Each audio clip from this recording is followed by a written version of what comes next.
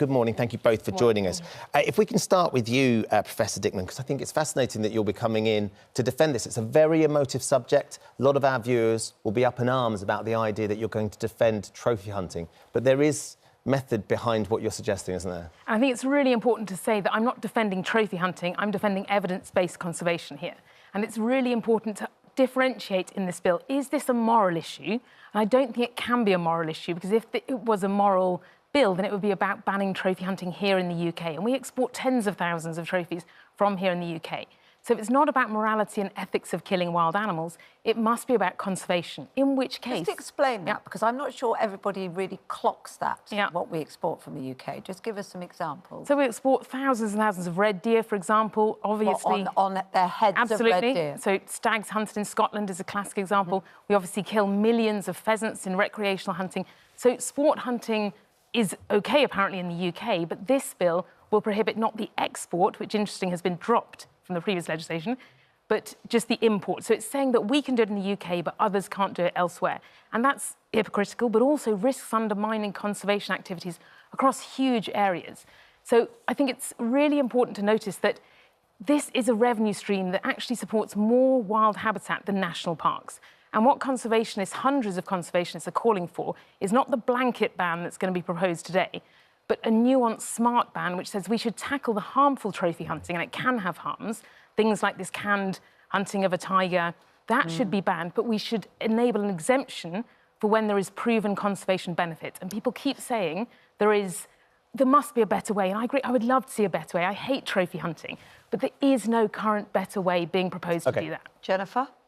Well, most decent people are absolutely appalled at the idea that animals are being gunned down for fun, and especially when many animals who are killed by hunters, they actually endure really prolonged, agonising deaths. And for what? You know, a bit of fun. We see these trophy hunters promoting it all over their social media with the dismembered parts of animals, and it's absolutely sick, and it has to end. And the UK now has the opportunity to bring in this legislation that could help deter more hunters from going abroad and bringing back... What about the idea that we understand that these creatures do need culling at times, and they need the population needs to be controlled, and if you can do it in a way that isn't brutal and isn't disgusting, as you're saying, and you have people spending an awful lot of money to do it, which can then be put into communities and conservation?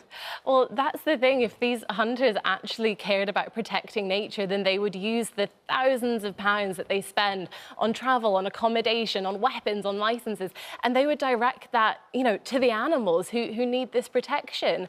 And that's why this legislation is so important in terms of prohibiting people from bringing back these trophies into the UK. Is there hypocrisy that we I mean, of course. Here, so you ban that too? Well, there shouldn't be any hunting. No animal should be killed for sport. But, you know, we have the opportunity to grasp this. Jennifer makes a good point, doesn't she, that in terms of actually what those people, if they're so concerned with conservation, the people are going and doing this trophy hunting, they want to do it in a more humane way, why aren't they just putting the money into protecting them? Or is that just naive? Well, I would ask that question of the people who want to take away this revenue stream, including the animal rights organisations. Why don't they put the money? You know, PETA raised, I think it was $82 million last year. Why aren't the organisations who are pushing to ban it looking to provide the revenue that actually protects huge amounts of extensive habitat? Why aren't you doing that? Well, there are so many causes who are looking at how you can promote more responsible tourism, PETA put its money ecotourism. Into this specific campaign. I mean, we work so hard to try and promote the welfare of all animals, and that's why we are 100% championing this bill, and as are all decent people. So if the areas that are encouraging trophy hunting, because it adds a lot of money to their communities and to the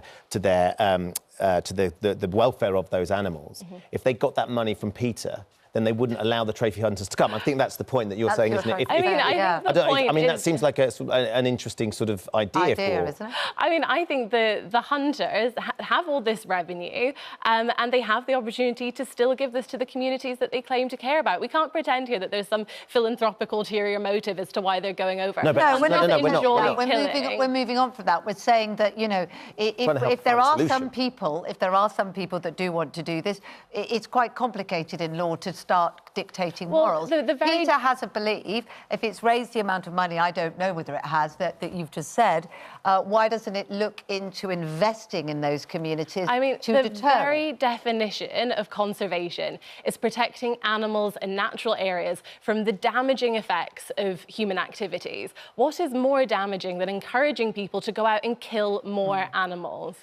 I think that's the key, isn't it? People just are uncomfortable about that morality. They are uncomfortable. I think the key in terms of conservation threats, trophy hunting is not a conservation threat.